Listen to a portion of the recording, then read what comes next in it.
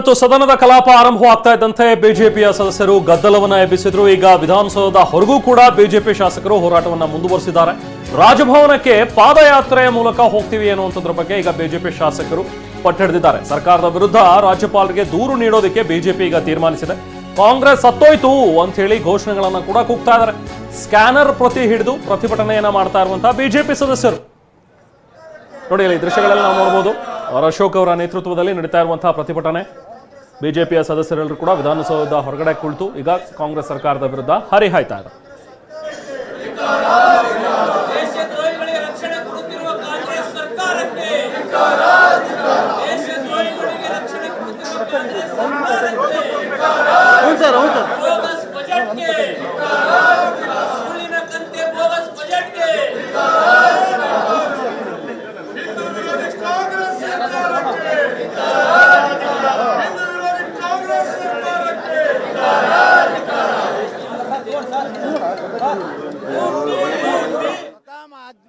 ಮಾಧ್ಯಮಗಳು ದೇಶಭಕ್ತಿಯ ಉದ್ದೇಶದಿಂದ ಈ ರೀತಿ ಒಂದು ಅನಾಹುತ ವಿಧಾನಸೌಧದಲ್ಲಿ ಏನಾಗಿದೆ, ಇದು ಕರ್ನಾಟಕದ ಒಂದು ದೇವಾಲಯ. ಒಂದು ದೇವಾಲಯದಲ್ಲೇ ದೇಶ ವಿರುದ್ಧ ಹೇಳಿ ಘೋಷಣೆ, ಬೇರೆ ದೇಶದ ಪರವಾಗಿ ಘೋಷಣೆ ಕೊಡುವಂಥದ್ದು, ಇದಕ್ಕಿಂತ ಸಾಕ್ಷಿ ಯಾವ್ದು ಬೇಕು? ಈಗ ಸೀತಾರಾಮ್ ಅಂತ ಹೇಳಿ ಘೋಷಣೆ ಕೂಗ್ತಾ ಇದ್ದಾರೆ ಸರ್. ಅವ್ರದ್ದು ಕೊನೆಯದು ಸೀತಾರಾಮ್ ಅಂದ್ರೆ ಹೋಗು ಮುಂದೆ ಕೂಗ್ತಾರೆ. ಕೊನೆ ದಿವಸನೇ ಅಲ್ಲ, ತಾವು ಜಯರಾಮ್ ಅಂತೀರಿ, ಶ್ರೀರಾಮ್ ಅಂತೀರಿ, ಅವ್ರು ಸೀತಾರಾಮ್. ಯಾಕಂದ್ರೆ ಅವ್ರದ್ದು ಕೊನೆಯ ದಿನಗಳ ಸೀತಾರಾಮ್ ಯಾವಾಗತ್ತಾರಂದ್ರೆ ಹೆಗಲ ಮೇಲೆ ಇಟ್ಟಾಗ ಜಯ ಜಯ ಸೀತಾರಾಮ.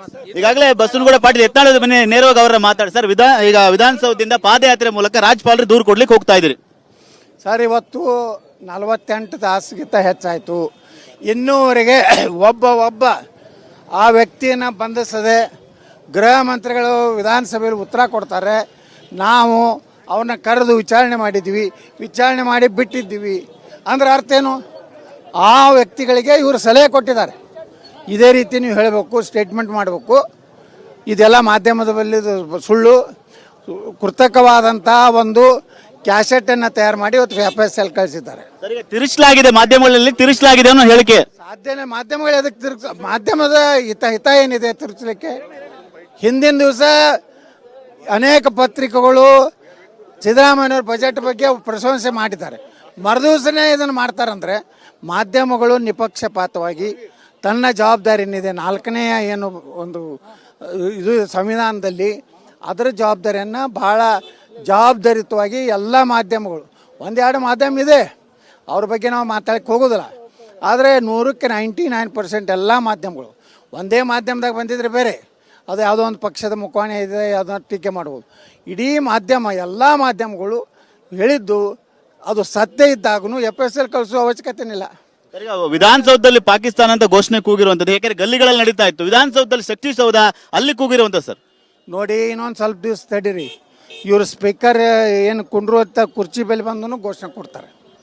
ಅಷ್ಟವರಿಗೆ ಪ್ರೋತ್ಸಾಹಿ ಸಿದ್ದರಾಮಯ್ಯ ಸರ್ಕಾರ, DK ಶಿವಕುಮಾರ್ ಏನು ಇವರಿಬ್ಬರು ಕೂಡಿ ಕರ್ನಾಟಕವನ್ನು ಒಂದು ಪಾಕಿಸ್ತಾನದ ಪ್ರಯೋಗಶಾಲೆ ಮಾಡ್ತಾ ಇದ್ದಾರೆ. ಇದೊಂದು ಪ್ರಯೋಗಶಾಲೆ ಆಗ್ತಾಯಿದೆ ಕರ್ನಾಟಕ. ಯಾಕೆಂದ್ರೆ ಅವ್ರಿಗೆ ಉಳಿದಿದ್ದೇ ಕರ್ನಾಟಕ. ಈ ಹಿಮಾಚಲ ಪ್ರದೇಶನೂ ಹೋಗ್ತದೇನು ಕೆಲವು ದಿವಸನಾಗ ಹೋಯ್ತಂದ್ರೆ ಅವ್ರಿಗೆ ದೇಶದಲ್ಲಿ ಉಳಿದ ಕರ್ನಾಟಕ. ಈ ಪ್ರಯೋಗಶಾಲೆಯಲ್ಲಿ ಅವರು ಸಂಪೂರ್ಣ ವಿಫಲ ಆಗ್ತಾರೆ.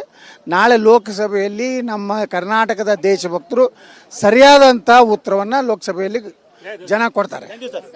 ಇದಿಷ್ಟು ಶಾಸಕರಂತ ಬಸವನಗೌಡ ಯತ್ನಾಳ್ ಅವರ ಮತ. ಯಾಕಂದ್ರೆ ಈ ರೀತಿಯಾದ ಘೋಷಣೆಯನ್ನು ಕೂಗಿರುವಂಥದ್ದು ಇದು ದೊಡ್ಡ ಮಟ್ಟಿಗೆ ಅಪರಾಧವಾಗಿದೆ. ಕಾಂಗ್ರೆಸ್ ಯಾಕೆ ಈ ರೀತಿಯಾಗಿ ಓಲೈಕೆ ಮಾಡ್ತಾ ಇದೆ ಅಂತ ಗೊತ್ತಿಲ್ಲ. ಹಾಗಾಗಿ ನಮ್ಮ ಹೋರಾಟ ನಿರಂತರವಾಗಿ ಮಾಡ್ತೀವಿ.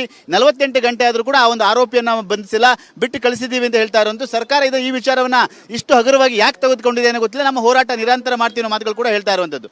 ಕ್ಯಾಮರಾಮನ್ ಸಯ್ಯದ್ ಜೊತೆ ಸುನಿಲ್, TV9 ಬೆಂಗಳೂರು.